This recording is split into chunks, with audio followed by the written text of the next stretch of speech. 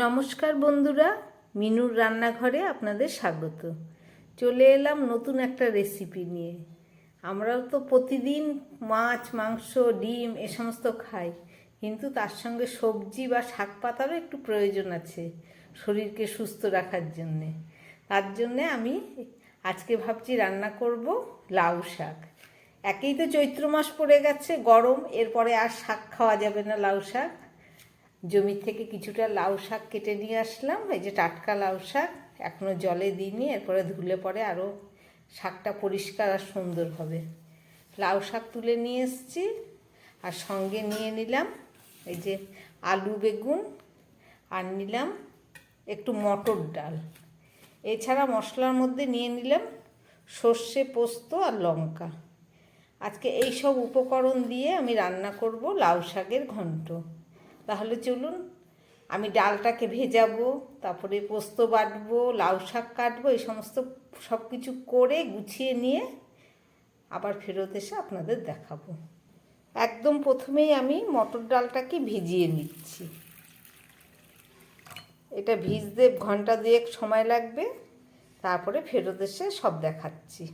সমস্ত সবজিগুলো কেটে নিয়ে আমি চলে এসেছি। এই যে লাউ শাক রান্না করার জন্যে আলু আর বেগুন কেটে নিয়েছি, আর কেটে নিয়েছি এই যে লাউ শাক। লাউ শাকটাকে কেটে ভালো করে ধুয়ে জল ঝরিয়ে নিয়েছি। আর নিয়েছি এই মটর ডালটা ভিজিয়ে রেখেছিলাম, সেটাকে ভালো করে বেটে নিয়েছি শিলে। আর সর্ষে আর পোস্ত আর সামান্য একটু সর্ষে আর লঙ্কা এই যে বেটে রেডি করে নিয়েছি। এবার চলুন রান্না করে আপনাদের সব দেখাচ্ছি। একদম প্রথমে আমি এই মটর ডালের বড়া তৈরি করব। তার জন্য আমি সামান্য নুন, খুব অল্প পরিমাণে একটু হলুদ, আর একটু লঙ্কা, সামান্য একটু লঙ্কা, ডালের পরিমাণটা কম তো গাদা গাদা দেওয়া যাবে না, বেশি মশলা হয়ে যাবে। আর দিয়ে দেবো একটু গোটা রাঁধুনি আর কালো জিরে, আর দিচ্ছি খুব সামান্য একটু গরম গোলমরিচ থেতো করা। এই সমস্ত দিয়ে খুব ভালো করে আমি এটাকে পেস্ট করে মেখে নেব। মেখে নিয়ে তারপরে বড়া তৈরি করে দেখাবো। রাঁধুনি আর কালো জিরেটা গোটা দিলাম, কারণ শাকটা যখন খাওয়া হবে বড়াটা ভেঙে মুখে দিলে খুব সুন্দর গোটা মশলার একটা টেস্ট পাওয়া যাবে। তাহলে চলুন এবার রান্নাটা শুরু করি। লাউ শাক রান্না করার জন্য আমি একটা লোহার কড়াই বসিয়ে দিয়েছি, তার মধ্যে দিয়ে দিচ্ছি তেল। তেলটা গরম হয়ে গেছে। একদম প্রথমে আমি বড়াগুলোকে ভেজে নেব। মটর ডালের বড়া।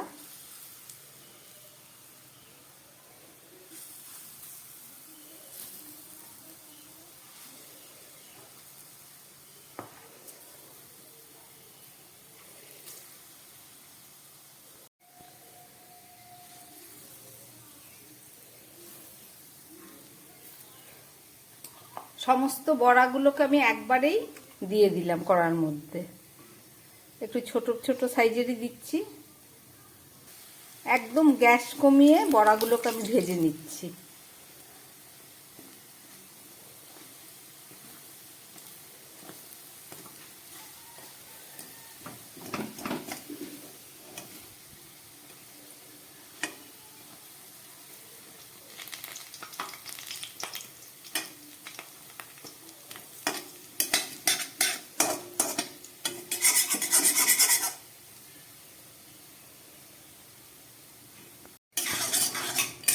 মটর ডালের বড়াগুলো আমার ভাজা হয়ে গেছে। এবার আমি এগুলোকে ভালো করে তুলে ফেলবো। এই যে বড়া আমার রেডি হয়ে গেছে। বড়া ভাজার তেলের মধ্যে আমি বেগুনগুলোকে ভেজে নিচ্ছি।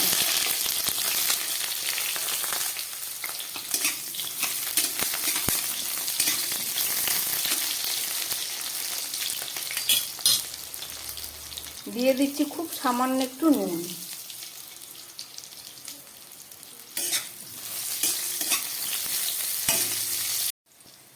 বেগুনের মধ্যে দিয়ে দিচ্ছি খুব সামান্য একটু হলুদ।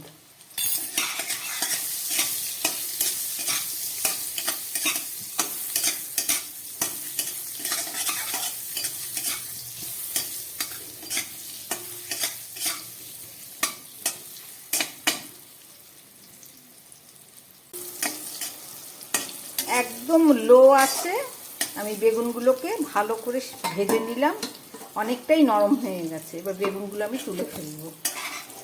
এই তেলের মধ্যে আমি আরও কিছুটা সর্ষের তেল দিয়ে দিচ্ছি।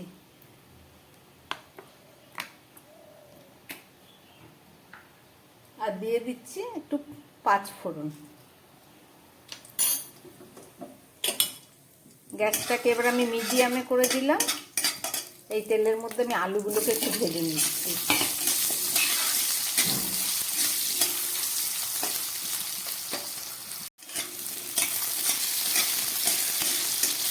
আলুগুলোকে একটু ভেজে নিলাম। এবার আমি এর মধ্যে দিয়ে দিচ্ছি এই কেটে রাখা লাউ শাক।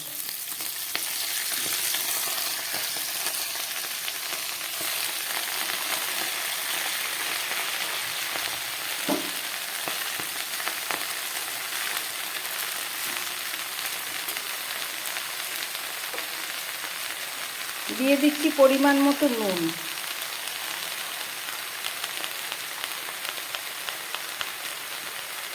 দিয়ে দিচ্ছি পরিমাণ মতো হলুদ। দিয়ে দিচ্ছি পরিমাণ মতো হাফ চামচ ধনের গুঁড়ো, আর খুব সামান্য একটু জিরের গুঁড়ো।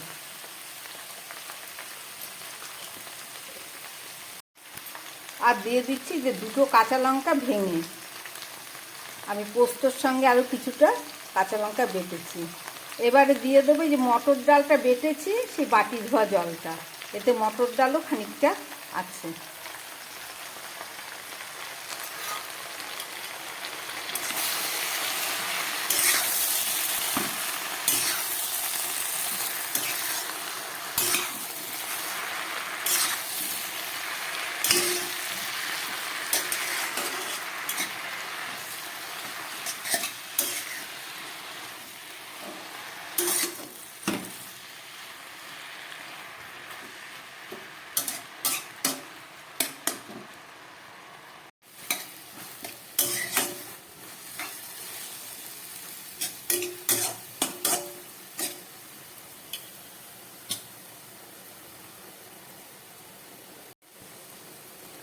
লাউ শাকের মধ্যে যেটুকু ডালের জল দেওয়া হয়েছে তাতে আলুগুলো ভালো সিদ্ধ হবে না, তার জন্যে আমি আরও সামান্য একটু জল দিয়ে দিলাম। কেননা ডাঁটা লাউ শাক এগুলো একটু সিদ্ধ হতে টাইম লাগবে। ফুটে উঠেছে, এবার একদম গ্যাসটাকে কমিয়ে আমি এটাকে 4-5 মিনিটের মতো সিদ্ধ করতে দেবো। ঢাকাটা দিয়ে দিলাম, ফেরত এসে দেখাচ্ছি। 4-5 মিনিট পরে ফেরত আসলাম। এবার ঢাকাটা খুলে দেখবো লাউ শাক কতটা সিদ্ধ হয়েছে।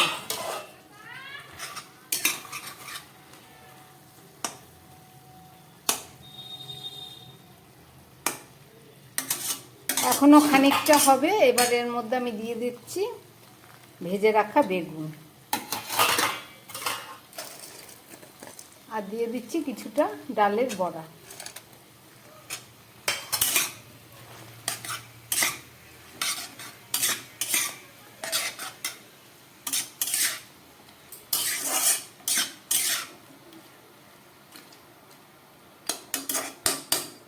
গ্যাসটা মিডিয়ামে করে দিলাম, এতক্ষণ লোয়ে রান্না হচ্ছিল।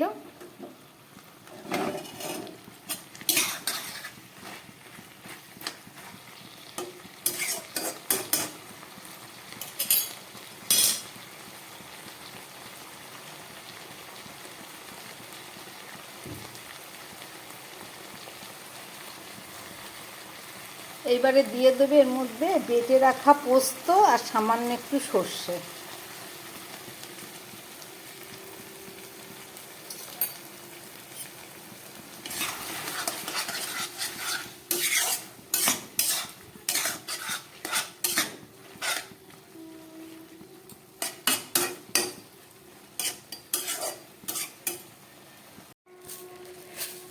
এবারে দিয়ে দিচ্ছি সামান্য পরিমাণ চিনি। লাউ শাকে একটু চিনি না দিলে ঠিক স্বাদটা আসবে না।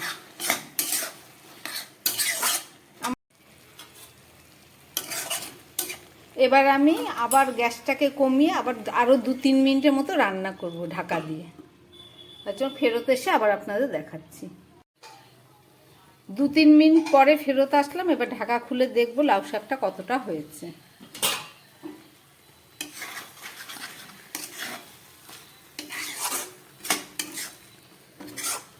পোস্ত দিয়ে রান্না করলাম লাউ শাক, রেসিপিটা আপনারা দেখলেন। আশা করি আপনাদের ভালো লেগেছে। এইভাবে রান্না করে খেয়ে দেখবেন, একদম অন্য স্বাদে, দারুণ সুস্বাদু লাউ শাক। যদি ভালো লাগে আমার বানানো এই রেসিপি, তাহলে আমার চ্যানেলটাকে লাইক করবেন, শেয়ার করবেন, সাবস্ক্রাইব করবেন, যাতে আমি আগামী দিন আবার নতুন কোনো ভিডিও নিয়ে আসতে পারি। নমস্কার, সবাই সুস্থ থাকবেন, ভালো থাকবেন।